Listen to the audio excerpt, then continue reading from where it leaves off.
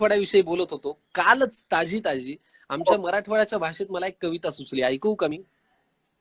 वा, please please इर्षाद. आणि हे बघ. म्हणजे मी तुला गंमत सांगते, आतापर्यंत या खजिनाचे जे जे भाग झाले ना, त्याच्यात अशी कुठलीच म्हणजे प्रादेशिक भाषेतली किंवा प्रादेशिक लहेजातली कुठलीच कविता म्हटली गेली नाहीये. त्याच्यामुळे प्लीज ऐकवच. क्या बात आहे.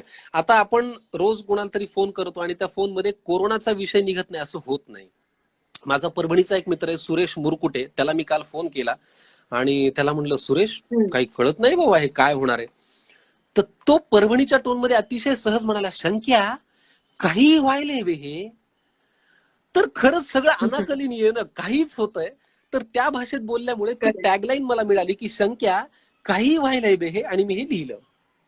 तर कवितेचं नाव आहे वा वा शंक्या वा, इर्षाद. काही व्हायलंय बे हे.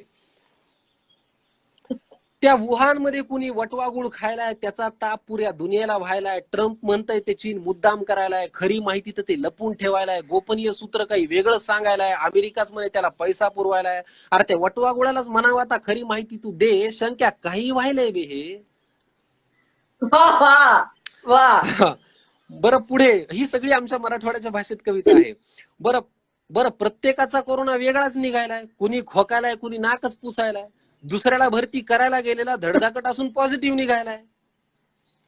बरं, प्रत्येकाचा वा. कोरोना वेगळाच निघायलाय. कुणी खोकायलाय, कुणी नाकच पुसायलाय. दुसऱ्याला भरती करायला गेलेला धडधाकट असून पॉझिटिव्ह निघायलाय. बरं, जो पेशंट आहे ते पळून काय चाललाय, क्वारंटाईनचे शिक्के पुसून टाकायलाय. अरे पोलिसांना मारून डॉक्टरवर थुकून बरं होणार आहे का रे ते, शंक्या काही व्हायलंय बे हे.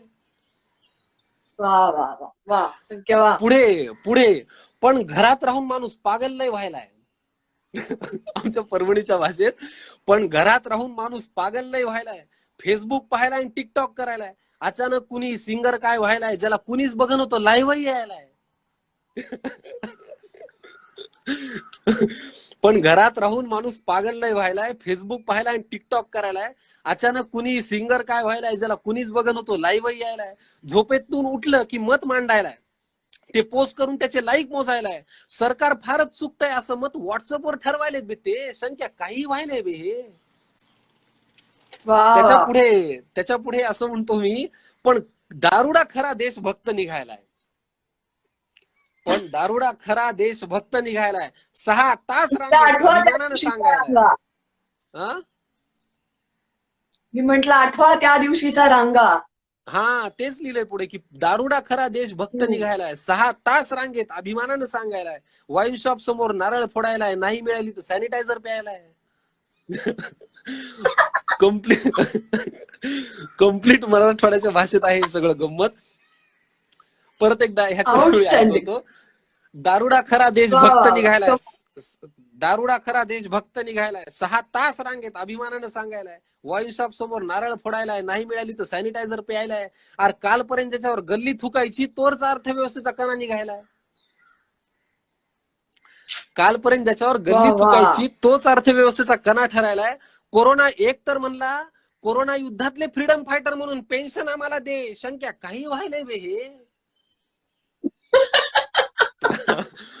कोरोना युद्धातले फ्रीडम फायटर म्हणून पेन्शन आम्हाला दे, संख्या काही व्हायलंय बे हे. आणि सगळ्यात शेवटचं कडवं, परत एकदा त्या आपल्या मराठवाड्याच्या वा. भाषेमध्ये, पण काही म्हणा आता जीव फार जळायलाय. पण काही म्हणा आता जीव फार जळायलाय, ह्या सगळ्यात माझा देश मागं पडायलाय. पण काही म्हणा आता वा. जीव फार जळायलाय, ह्या सगळ्यात माझा देश मागं पडायलाय. मजूर मरायलाय, पोलीस थकायलाय, बरं रुग्णांचा आकडा तर आभाळ शिवायलाय. हम्म.